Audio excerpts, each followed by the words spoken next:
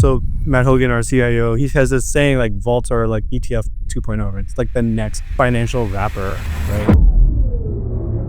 Jonathan, how you doing, buddy? How's it going? Amazing to be here. It is great to have you, head of multi-strategy solutions at Bitwise. Big deal. For people who don't know about Bitwise, can you give a quick intro? What is Bitwise? What kind of traction have you guys seen so far? Yeah, for sure. Bitwise, most people know us as like as an ETF issuer, and that is our biggest business by far. We issue ETFs, ETPs in the US and in Europe as well. We also have an on-chain business. We run a staking as a service business. We stake across multiple chains. And then we have active trading business where we do derivatives trading, run SMA strategies and derivative overlays for large crypto holders. And now also have an on-chain vault curation business. And I lead that effort. So yeah, super exciting times, super exciting. Super exciting. Not bad. Your vault curation business up $500 million in a week. Those are the kind of numbers and charts we like to see. Yes, we do indeed like the vaults. You have the biggest Solana ETF. You obviously know tons about DeFi.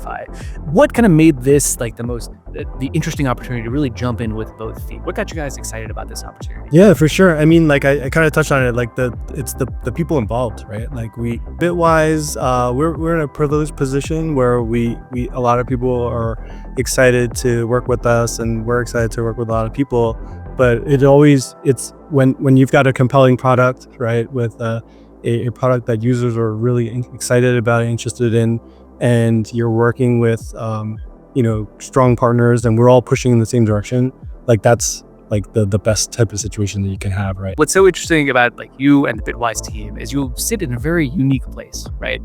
You're talking not just to on-chain projects like Jupiter, Athena, et cetera, but also to the world of traditional finance and capital allocators in particular. So your financial advisors, your institutional funds, et cetera. I am very curious about what you've kind of noticed changing over the last 12 months. What is the kind of the read from the more institutional folks to the professional financial advisors? How has it changed over the last year? It's such an interesting dichotomy because like if you talk to like the average like crypto native, like they feel so, like to your point, like they feel so beaten up and dejected. Prices down, yields are down, there's hacks left and right. And like, that's like the day-to-day kind of like agita that we all feel. But then when you talk to like, the more traditional institutions like an RIA or like a fintech or a neobank or even like the traditional brokerage houses, like they all are super excited about DeFi, super excited about vault in particular. And really it's like this kind of like secular trend of like stablecoin adoption, right? And like we all see it, right? Like once you have a stablecoin, you see that it's cheaper, faster, and better. And so like, why would you have to go back to fiat to like generate a return and generate a yield? And so like tokenization, RWAs, vaults become like the next obvious transition, right? And so everyone's on that path. And that's why like, it's so weird for me because like I go to conferences, I talk to people, that's all they want to talk about is vaults. And they're kind of ignoring price and all of like the noise because they see this as like the next thing that we need to get up. Everyone needs to have a vault strategy. I think that there's kind of like two camps inside of crypto, as I've noticed, right? Where there's one group of people, they kind of think that crypto is like, it's like the painting up on the wall. It's like the centerpiece. Like what we are doing here is looking at tokens and their prices and trading and whatever else. And crypto, it just be slathered and say crypto in big letters on it, basically, and it draws all the attention in. And then there's another group, which I think I probably fall more into, where crypto is more like, it's like the rug, it's like on the floor, it kind of pulls the room together. It's closer to something that adds a foundation rather than as like a focal point. It's there to kind of support the other activities that are going on. And then when I hear you say that, I think that the kind of, rug is maybe not the best analogy to use here. I'm realizing as I say this live.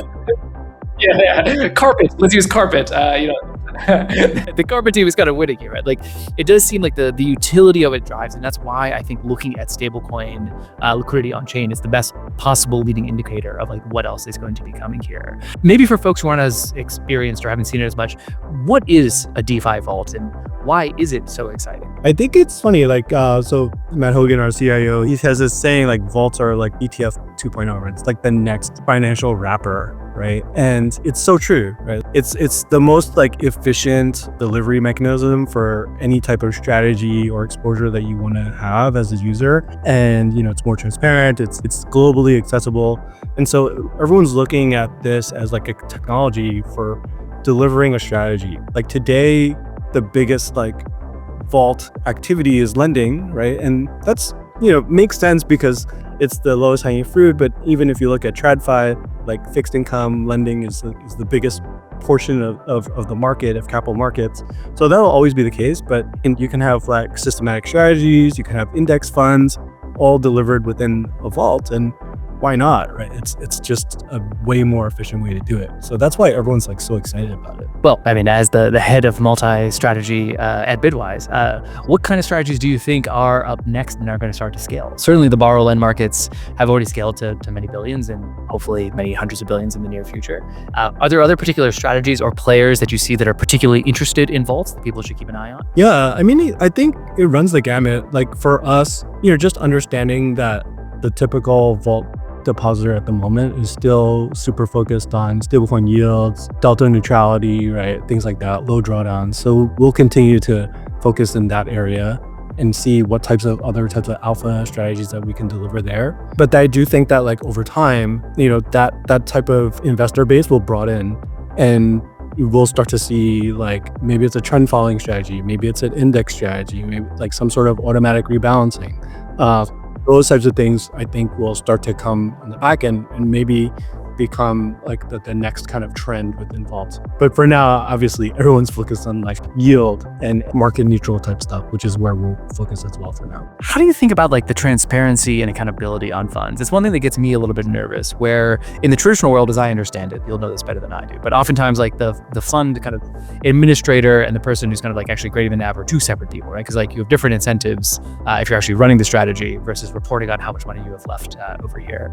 Versus in crypto, it still seems like largely it's a lot of people kind of grading their own homework, is my understanding. How do you think about kind of like transparency and accountability going forward, and like what is the kind of steady state or equilibrium that this industry goes towards? Are we going to replicate the kind of TradFi separation of powers, or do we just do it fully on chain? What's the thing? And I think that like if a strategy is like fully on chain, then like the blockchain itself is like the administrator, right? And is doing all of the pricing and the reporting. And like if in that type of narrow definition, then maybe you don't necessarily need a third-party valuation.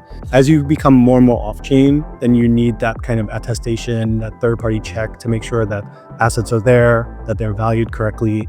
And starting to see that like where like Securitize is announced recently with Upshift that they're gonna be a valuation provider for some of their vaults. I think that like that's generally the right direction and the right kind of way to split the two markets. When things are fully on chain, then that's the ideal scenario, right? So I guess we need enough kind of like products and users and protocols that people can use, like just on Solana, for example, for the easiest kind of reporting. Where I see some of these vault products go, where people are doing like delta neutral hedging and stuff like that, it's much more opaque, right? Because they're hedging on Binance or something like that on prices on chain, so it's not really like that one-to-one. But I think the more stuff that you can do on chain, the more interesting these vaults get, the more trustworthy they get as well. When you think about kind of scaling on-chain liquidity, right?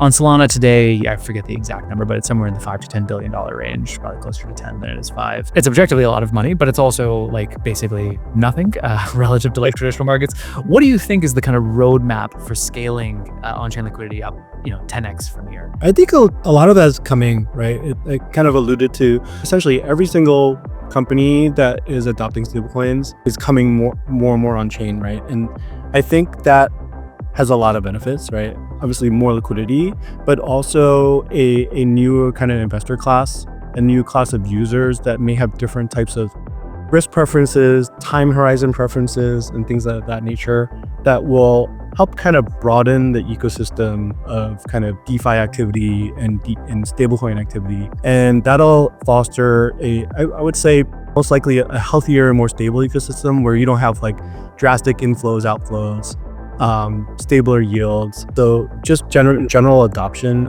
is going to help to improve liquidity and 10x it over time.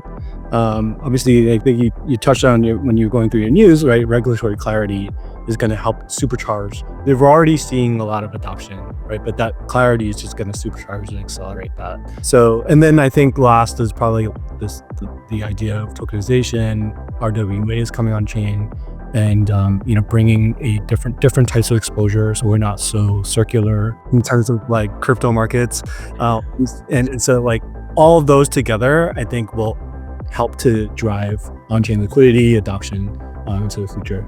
Jonathan, I gotta tell you how excited we are, how excited the community is to be working with Bitwise on this. I think it is hopefully the first of many. We might have some more things up our sleeves, folks. So don't be surprised if we see some more there. But this has been great to have you on, and we'll hopefully have you back again.